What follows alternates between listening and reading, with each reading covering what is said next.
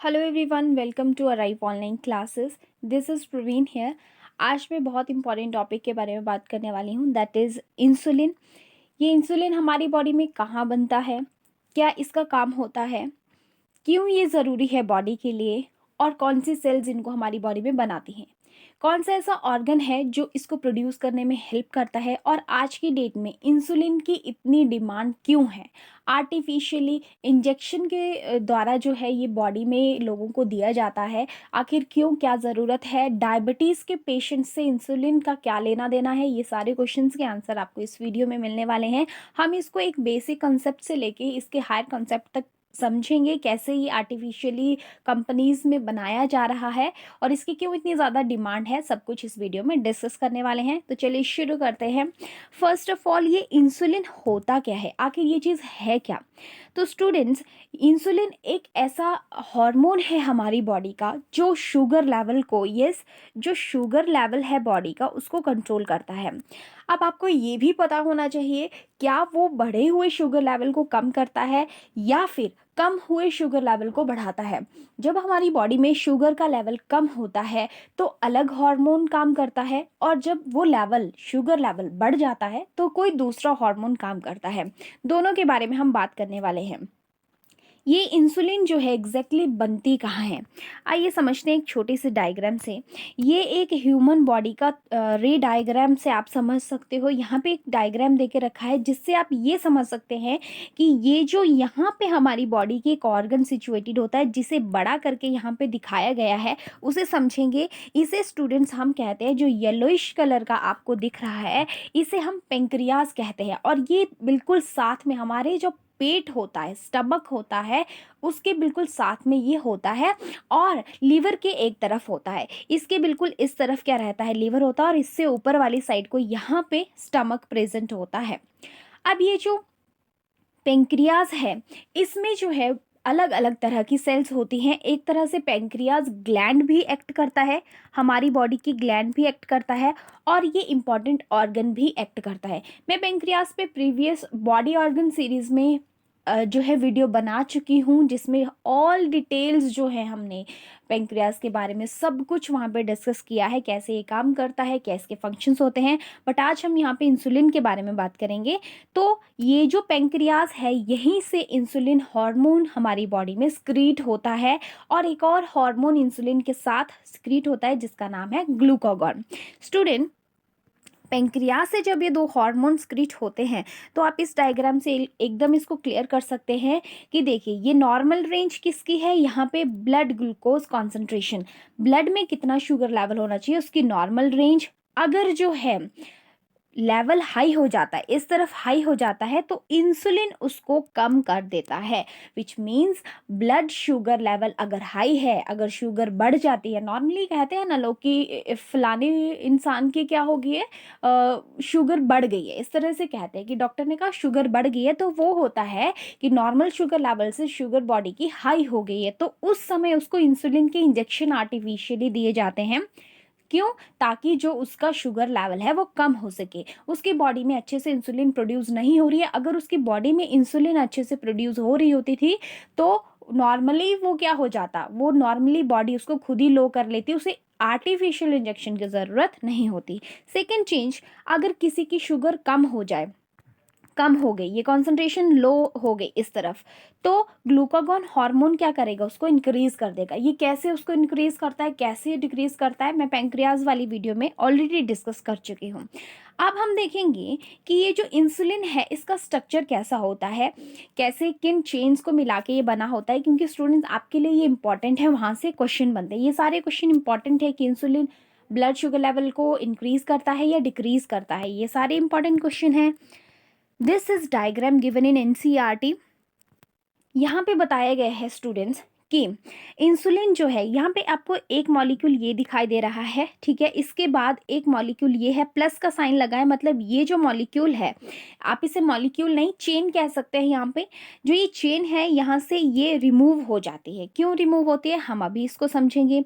Students देखिए, ये जो ये वाला स्ट्रक्चर है, यहाँ पे जो ये पूरा स्ट्रक्चर जिसमें ग्रीन, रेड, ऑरेंज रेड और जो ब्लू कलर की चेन आपको दिखाई दे रही है ये प्रो इंसुलिन है, मतलब इमेच्योर, अभी ये मेच्योर नहीं हुई है। इसमें कितनी चेन्स होती हैं? 3 चेन। आपको याद रखना है जो मॉलिक्यूल है या जो चेन है इंसुलिन का, उसमें जब 3 चेन्स है इट मीन्स वो मेच्योर नहीं है। जब जो है मेच्योरेशन होता है उस इंसुलिन चेन का, तो इसमें ए चेन एंड बी चेन रहते हैं और सी पेप्टाइड चेन यहाँ से रिमूव हो जाती है। आपको ध्यान ये रखना है कि सी पेप्टाइड चेन का मेच्योर इंसुलिन में कोई काम नहीं है, it is totally absent. Okay, इसके अलावा यहाँ से आपको क्वेश्चन रहता है कि ये जो 2 चेन्स होती हैं आपस में इंटरकनेक्टेड होती हैं, लिंक्ड होती हैं, किस बॉन्ड से लिंक्ड होती हैं? तो आप यहाँ पे बॉन्ड देख पा रहे हैं, डाइसल्फाइड बॉन्ड यहाँ पे होता है। ये भी क्वेश्चन स्टूडेंट्स बहुत बार प्रीवियस ईयर रहा है। एक चीज़ आपको और ध्यान रखनी है, एज आई टोल्ड यू कि ए चेन में 21 अमाइनो एसिड है और बी चेन में 30 अमाइनो एसिड है, इन टोटल 51। तो जो पेप्टाइड चेन होती है उसमें जो है कम अमाइनो एसिड का नंबर होता है, यूजुअली 50, ठीक है। और इसीलिए देखिए 50 से कम 2 चेन्स अमाइनो एसिड की जुड़ के बन रही है, इसीलिए पेप्टाइड चेन्स इनको हम नॉर्मली कहते हैं। अब बात आती है कि ये जो इंसुलिन है इंजेक्शन आर्टिफिशियली बनाने की ज़रूरत क्या पड़ी, क्यों ज़रूरत है? एक तो ह्यूमन सेल्स से क्या होता था कि प्रोडक्शन जब बॉडी में कम होना शुरू हुआ किसी पेशेंट की बॉडी में, तो उसका बॉडी में ह्यूमन इंसुलिन एक्शन अच्छे से नहीं हो पा रहा था, जिसकी वजह से ब्लड शुगर लेवल रिफ्लेक्ट कर रहा था और वो नॉर्मल नहीं आ रहा था, इसलिए अब उसे आर्टिफिशियल इंसुलिन देना पड़ेगा। पर फिर क्या किया साइंटिस्ट ने, क्या किया कि अगर पहले नॉर्मली उसको क्या किया, अगर किसी दूसरे इंडिविजुअल की इंसुलिन चढ़ाने लगे तो ये पॉसिबल नहीं था, क्योंकि पहले किसी की बॉडी से हम पेंक्रियाज से उसकी सेल्स से एक्सट्रैक्ट करते, उसकी मल्टीप्लिकेशन करते, बहुत सारी प्रॉब्लम्स आने लगी। फिर इसके बाद डॉक्टर ने क्या किया कि जो जैसे शेल्टर्ड एनिमल्स होते हैं, पिग वगैरह, एग्जाम्पल एनसीईआरटी में दे के रखा है, तो उनकी बॉडी से क्या किया कि इंसुलिन एक्सट्रैक्ट की और ह्यूमन की बॉडी में डाल दी। बट क्या हुआ, उसकी वजह से कुछ पेशेंट्स को एलर्जिक रिएक्शंस होने लगे, जिसकी वजह से ये भी फिर बंद कर दिया गया। देन उन्होंने सोचा कि अब ऐसा क्या किया जाए, क्योंकि इंसुलिन तो चाहिए था, तो आर्टिफिशियली उन्होंने जेनेटिक इंजीनियरिंग बायोटेक्नोलॉजी की हेल्प से आर्टिफिशियल इंसुलिन बनाना शुरू कर दिया, जिसे इंजेक्शन की हेल्प से इंडिविजुअल या किसी पेशेंट की बॉडी में डाला गया। अब वो जेनेटिकली मॉडिफाइड इंसुलिन कैसे बनाई जाती है उसे थोड़ा सा देखते हैं। आपको टेक्नोलॉजी का नाम याद रखना है, ठीक है। रिकॉम्बिनेंट डीएनए टेक्नोलॉजी की हेल्प से वो बनाई जाती है, बायोटेक्नोलॉजी की हेल्प से बनाई जाती है। किसने सबसे पहले बनाई थी, ये सब क्वेश्चन भी मैं आपको बताने वाली हूँ। देखिए यहाँ पे ह्यूमन सेल आपको दिख रहा है, बैक्टीरियम दिख रहा है। ह्यूमन सेल से क्या किया इन्होंने, इंसुलिन जीन को ले लिया, इंसुलिन जीन को जो प्लाज्मिड बैक्टीरिया सेल से लिया उसमें ऐड कर दिया। एक तरह से रिकॉम्बिनेंट डीएनए है यहाँ पे बनाना है, इसीलिए आरडीएनए टेक्नोलॉजी का यूज़ किया गया। ये स्टूडेंट आरडीएनए टेक्नोलॉजी आप पढ़ते हैं अलग से, रिकॉम्बिनेंट डीएनए टेक्नोलॉजी, जिसमें एक रिकॉम्बिनेंट मिक्स्ड डीएनए बनाया जाता है। फिर इस डीएनए को, जिसमें ह्यूमन के जीन भी है, इंसुलिन जीन है, उसे क्या करेंगे, बैक्टीरिया के अंदर उसकी क्लोनिंग करेंगे, उसको, उस जीन को बढ़ाएंगे एक तरह से, और मल्टीपल उसके जो है कॉपीज बन जाएंगी। एज बैक्टीरिया बहुत ज़्यादा जो क्या करता है, फास्ट ग्रो करता है, फिर वहाँ से क्या करेंगे, उस इंसुलिन जीन क्या होगा, उस बैक्टीरिया के अंदर जितनी भी वो मॉडिफाइड हुए हैं, मतलब वो जितनी भी उसकी कॉपीज बनी हैं सॉरी, उसमें वो इंसुलिन प्रोड्यूस करेगा, पिंक कलर्ड आपको दिख रहे हैं ये, और फिर वहाँ से उसको एक्सट्रैक्ट कर लेंगे और फिर उस इंसुलिन का यूज़ मेडिकल ट्रीटमेंट के लिए किया जाता है। इस सिंपल से फ्लो चार्ट से आप सिंपली समझ सकते हैं कि क्या ये प्रोसेस रहता है। नाउ द क्वेश्चन कि कौन था वो जिसने सबसे पहले ये बनाया, ये क्वेश्चन भी क्योंकि पूछे जाते हैं और इम्पॉर्टेंट है। एक यूएस कंपनी थी, आप उसका नाम नोट कर लीजिए, यूएस कंपनी एली लिली, इन्होंने सबसे पहले जो है ये आर्टिफिशियल इंसुलिन जो है वो डिज़ाइन की गई थी। ओके, और जो आर्टिफिशियल ह्यूमन के लिए इंसुलिन बनाई गई थी डीएनए टेक्नोलॉजी की हेल्प से, उसे जो है हम ह्यूमिलिन कहते हैं। और ये पहला हार्मोन है, ये क्वेश्चन ऐसे भी पूछा जाता है, first hormone which is produced artificially, जो कि बैक्टीरिया के कल्चर से किया गया था। बैक्टीरियम का कल्चर किए देखा आपने अभी, प्लाज्मिड वहां से लिया डायग्राम में, तो ये भी आपको ध्यान रखना है कि बैक्टीरिया का यूज किया गया था यहाँ पे। ओके, नाउ सी एक और क्वेश्चन यहाँ पे इम्पॉर्टेंट है, जब मेच्योर इंसुलिन बनती है तो सी पेप्टाइड वहाँ से, मतलब जो सी चेन है वो रिमूव हो जाती है। उस टाइम पे एक केमिकल जो है मॉलिक्यूल आपको ध्यान में रखना है, दैट इज साइनोजन, ये नेम नोट कर लीजिए, ब्रोमाइड। ये यूज होता है उस सी पेप्टाइड को रिमूव करने के लिए, मेच्योर इंसुलिन बनाने के लिए ये यूज होता है। तो ये सारे क्वेश्चन बहुत इंपॉर्टेंट है। मैं दोबारा एक बार रिपीट कर देती हूँ क्वेश्चन जो यहाँ से पूछे जाते हैं। ह्यूमन सेल्स में कौन सी पेंक्रियाटिक सेल्स हैं जो प्रोड्यूस करती है इंसुलिन? तो बीटा सेल्स जो है वो प्रोड्यूस करती है इंसुलिन, अल्फा सेल्स ग्लूकागॉन जो है वो प्रोड्यूस करती हैं। इसके अलावा कि जो पेंक्रियाज में स्पेसिफिक एरिया होता है, हिट्रोक्राइन या एक्सोक्राइन जिसे हम कहते हैं, या एंडोक्राइन। हिट्रोक्राइन अगर पूछते हैं तो पेंक्रियाज एक हिट्रोक्राइन ग्लैंड है। अब उसका जो एंडोक्राइन पार्ट है वो हार्मोन रिलीज करता है। ये जो beta cell and alpha cell है, these are the part of endocrine part of pancreas. इसके अलावा जो आर्टिफिशियली जब प्रोड्यूस की जाती है इंसुलिन, इमेच्योर इंसुलिन जो है उसके पास 3 चेन्स होती हैं, ए बी एंड सी। जब वो मेच्योर हो जाती है उसके पास सिर्फ 2 चेन्स बचती हैं और टोटल नंबर उसमें 51 अमाइनो एसिड हो जाता है, जो कि डाइसल्फाइड बॉन्ड से एक दूसरे से जुड़ी होती है। इसके अलावा किसने सबसे पहले जो है इंसुलिन आर्टिफिशियली बनाया? एली लिली, जो कि एक यूएस अमेरिकन कंपनी थी, 1983, ये भी आप नोट कर लीजिए। इसके अलावा मैंने आपको बताया फर्स्ट हार्मोन कौन सा था जो आर्टिफिशियली बनाया गया था, तो वो ह्यूमन इंसुलिन ही था, जिसे ह्यूमिलिन भी कहते हैं। और इसके अलावा कौन सा मैंने आपको केमिकल बताया? साइनोजन ब्रोमाइड, जो कि सी पेप्टाइड को रिमूव करने के लिए यूज किया जाता है। This all are very important question students. I hope कि आपको वीडियो पसंद आया होगा। और ये क्वेश्चन क्योंकि मैंने आपको बायो शॉर्ट डेली एमसीक्यू में करवाए हैं, इसलिए मैंने कहा था कि मैं आर्टिफिशियल इंसुलिन पे सेपरेट एक वीडियो बना दूंगी। इसके बाद मिलते हैं नेक्स्ट किसी नए टॉपिक पे जो कि आपके लिए बेनिफिशियल होगा। आप लोग कमेंट सेक्शन में मुझे सजेस्ट भी कर सकते हैं कि आपको कोई पर्टिकुलर टॉपिक चाहिए जिस पे आप वीडियो चाहते हैं, तो मैं वो पर्टिकुलर टॉपिक पे वीडियो बना दूंगी। Okay then, bye bye, take care, have a nice time. आप हमारे चैनल को सब्सक्राइब कर सकते हैं। मैं आपको बता दूं कि हमारे चैनल पे कौन कौन सी प्लेलिस्ट अवेलेबल हैं जो आपके लिए बेनिफिशियल हैं। कुछ लोगों को ये नहीं पता चलता है कि कौन सा जो पर्टिकुलर टॉपिक है किस प्लेलिस्ट में मिलेगा, या कौन सी प्लेलिस्ट जो है वो किस तरह की वीडियोस में इंक्लूडेड होती है।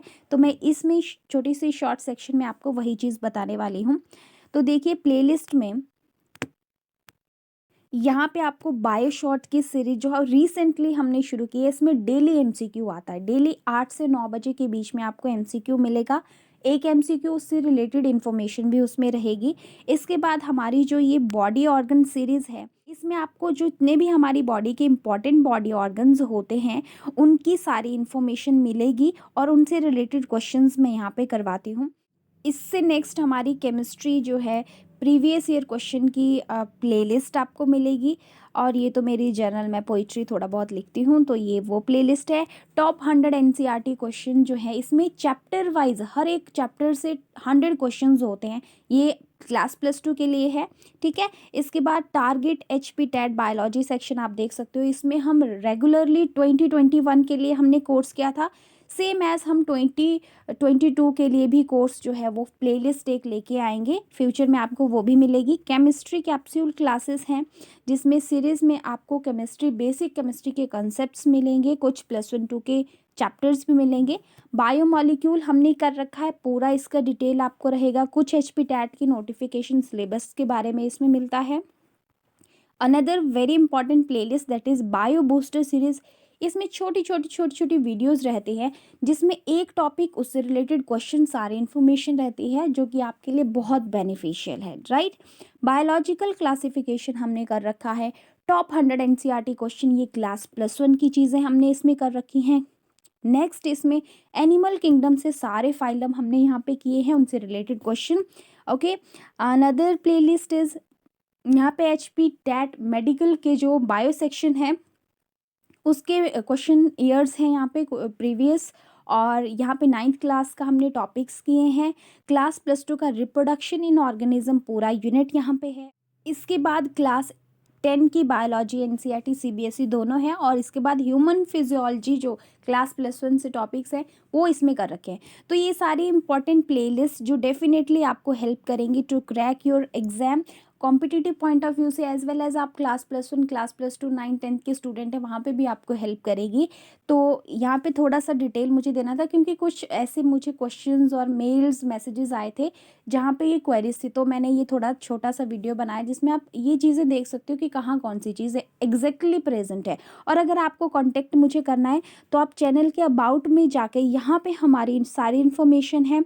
यहाँ पे आप क्रैश कोर्स के लिए नंबर ले सकते हो और यहाँ पे आप इस लिंक के थ्रू जस्ट आपको यहाँ क्लिक करना है, आप फेसबुक पेज पे पहुँच जाएंगे। इंस्टाग्राम और टेलीग्राम पे हम शेयर भी करते हैं अपने जो कुछ पीडीएफ या नोट्स रहते हैं, ठीक है, लिंक्स वगैरह, और आप उसको फॉलो कर सकते हो, फेसबुक पेज को फॉलो कर सकते हो क्योंकि इन फ्यूचर वहाँ पे भी कुछ चीज़ें आने वाली हैं। टेलीग्राम पे भी पीडीएफ ऑलरेडी कुछ नोट्स शेयर्ड है वहाँ पे, उनको भी आप विजिट कर सकते हो। ठीक है, मिलते हैं नेक्स्ट वीडियो में, तब तक के लिए bye bye, have a nice time.